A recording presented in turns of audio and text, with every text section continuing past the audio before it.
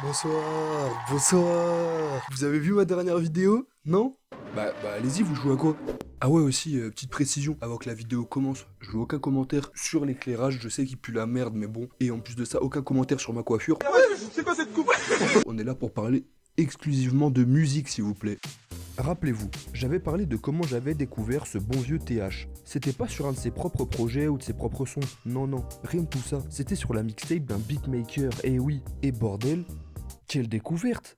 Découverte donc permise par Icasboy sur sa mixtape Brutal 2. Icasboy, c'est un beatmaker né le... Non, en vrai, on s'en bat les couilles. Le plus important, c'est de se rappeler que c'est un des beatmakers qui ne se contente pas de rester dans l'ombre des rappeurs. Effectivement, en plus des collaborations avec des artistes où il fait la prod, il sort aussi régulièrement des projets en son propre nom depuis bientôt une décennie quand même. C'est pas non plus un phénomène très récent, mais de plus en plus de beatmakers reconnus commencent à s'émanciper en quelque sorte des rappeurs, qui sont quand même les têtes d'affiche de base. C'est surtout flagrant dans le cas de Icasboy, qui même s'il profite bien sûr de la notoriété des mecs avec qui il fit, fait plus d'auditeurs par mois que Codes, Chotas et Samblaz réunis. Non.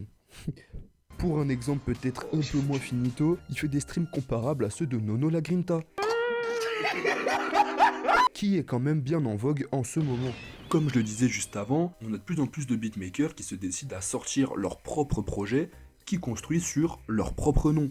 Et là, les puristes ils vont pas être contents parce que j'ai pas un exemple underground sorti tout droit de mon trou du cul à vous donner, mais ça coïncide bizarrement avec le pic de popularité qu'a atteint Metro Boomin sur ces dernières années.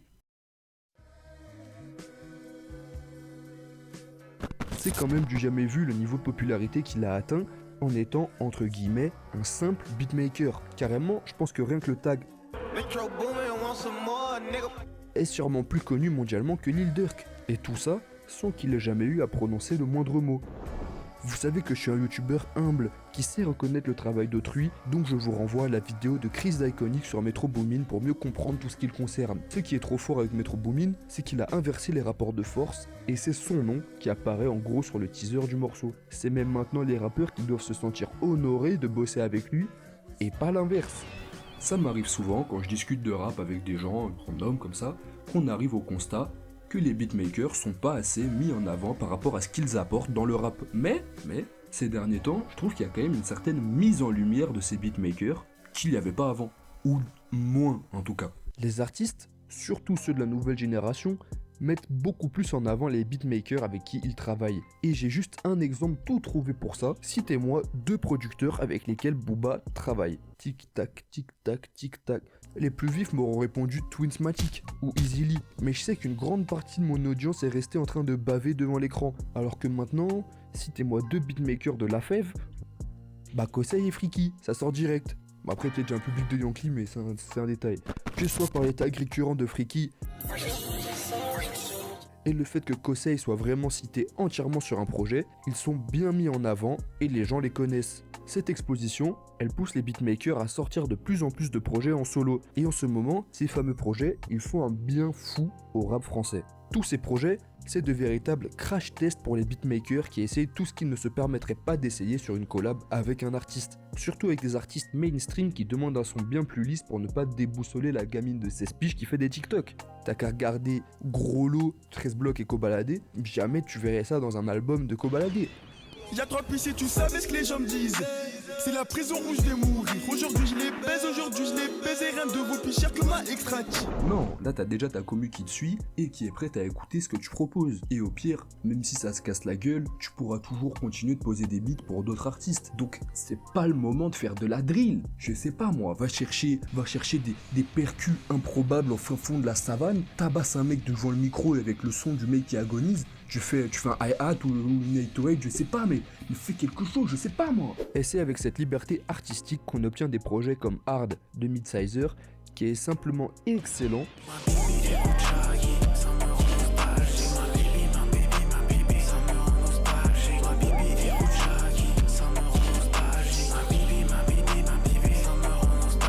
Et encore, les projets de Midsizer c'est différent parce que lui, il pose sur sa prod. Mais je le compte quand même, c'est ma vidéo, je fais ce que je veux.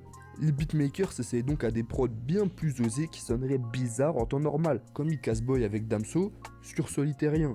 À quoi ressemble le monde si bien sous terre? Notre vie sont chères. L'enfer est-il un vaisseau, une camisole de pensée similaire? Vous aurez aussi remarqué que les beatmakers collaborent très souvent avec les mêmes artistes. En même temps, c'est logique qu'au bout d'un moment, les deux aient quand même une petite alchimie.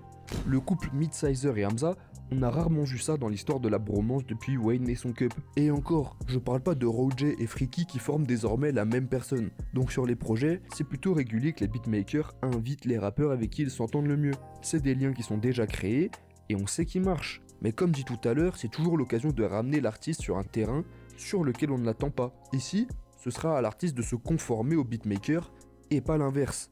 Par exemple, ça me fait vraiment super plaisir d'entendre Alpha One sur une magnifique prod drumless de Kyo Itachi, digne des plus grands génériques des Chevaliers du Zodiac, sachant que, c'est pas un son qu'on aurait pu trouver sur la Don Dada mixtape par exemple. Monsieur Lynch au prix inadmissible. La fusillade, les balles qui sifflent, langage crypté, float 96. En plus de nous fournir des très bons sons avec des artistes qui n'ont plus rien à prouver, ce que je trouve le plus intéressant, c'est quand les beatmakers profitent de leur projet pour mettre en avant de plus petits artistes. Enfin, quand je dis petits, c'est pas non plus des freestylers de soirée qui ont de rappeurs que le nom. C'est des mecs qui ont déjà quand même leur public, mais juste rien de comparable avec les grosses têtes d'affiche qui sont sur le projet. Et cette présence sur des projets où t'as des mecs comme Frisk Orleans, Damso, Leto, Chacola, ça leur apporte une exposition de malade. En gros, c'est simple. Les gros noms, ils te rapportent un grand verre de buzz. Et les petits noms, ils vont venir hop, prendre une petite gorgée, et là 10K par mois auditeur de plus. C'est justement grâce à ça que j'ai pu découvrir TH. De base, je viens pour la grosse tête avec Casboy et je repars avec l'envie d'écouter TH. Et pas que lui, t'as des mecs comme Flaco Mundo que j'ai découvert sur le projet de Richie Beats que j'ai trouvé trop chaud. Ou même sur le dernier projet de Freaky, avec des noms comme Shreeze ou Fouki. Aussi Gakpo et Hyena sur le dernier projet de Jeune Penis 34 en feat sur le son Rim Job. Bah non frère, les 3 derniers bien sûr je les ai inventés, mais aussi les rappeurs, je vous en supplie, faites un effort sur vos blazes. On reviendra sur le sujet des pépites un peu plus tard dans la vidéo. En fait, ces projets, ils me rappellent un peu les grosses mixtapes de DJ aux US qui réunissaient un tas de gros noms, et d'autres un peu moins, sur un seul et même projet. Par exemple, les Gangsta Grills de DJ Drama. Et même si c'était pas directement DJ Drama qui faisait les prods, il ramenait carrément les rappeurs dans son univers un peu bling bling et sa manière de créer des trucs comme Gangsta Grizzly au début de ses sons. Et c'est carrément ce que va te faire un Metro Boomin aujourd'hui. Genre, il récupère tous les meilleurs rappeurs du moment et il te les fout sur un album avec une production magistrale et une DA bossée. Pour revenir sur le point précédent, c'est-à-dire la mise en avant d'artistes moins exposés, ce qui est intéressant, c'est les mecs comme Freaky, qui ont justement pas la même culture que celle qu'on a l'habitude d'entendre. En effet, pour prendre son exemple, je vous apprends rien en disant que c'est un bon vieux québécois. Ses influences sont différentes de celles qu'on peut entendre chez nos têtes d'affiche habituelles. Au Québec, la culture américaine se fait beaucoup plus ressentir qu'ici, à cause ou grâce à la proximité qu'ils ont avec les USA. Ça, tout en parlant en français, donc en écoutant du rap français. Et c'est le mix de ces deux cultures qui crée un son carrément unique. Suffit d'écouter du Roger pour se rendre compte du décalage qu'il y a avec la France. Et ce qui est intéressant avec Freaky, c'est qu'il va permettre de mettre en avant toute cette scène québécoise qu'on n'a pas vraiment l'habitude d'entendre. Et ce, par le même procédé que j'expliquais tout à l'heure.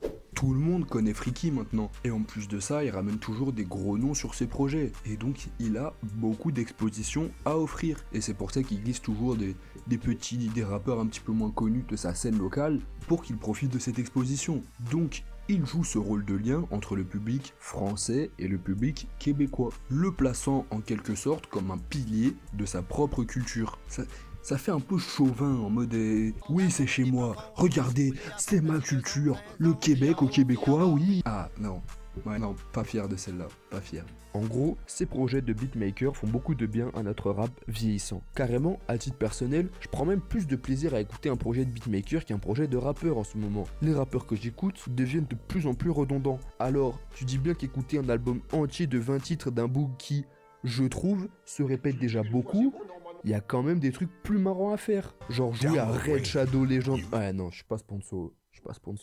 Alors que dans les projets de beatmaker, puisque beaucoup d'artistes différents sont présents, la diversité l'est aussi. Et du coup, chaque nouvelle track est un nouvel univers à découvrir, tout en étant relié à la dernière par l'univers du beatmaker lui-même. Je trouve du coup que ces projets sont de très bons compromis, et je suis content qu'on en ait de plus en plus dans ce rap-jeu.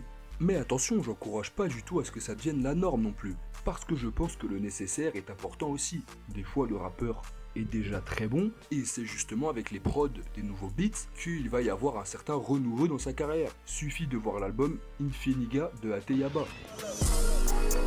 Il me faut la gosse, faut la feinte. J'te vends la coque dans ma quinque. Il faut les M, je veux pas qu'aimer. J't'aime tout seul, j'suis one man gang. Même si c'est quand même débattable, sur un son, le rappeur restera toujours plus important que le beatmaker. Car c'est lui que les gens vont retenir, c'est lui qui va venir jouer avec les flows, y mettre son énergie et provoquer des petits mouvements de tête frénétiques. Mais surtout, même pour le format album, c'est avec une bonne écriture et voire même du storytelling qu'on garde le fil rouge d'un album.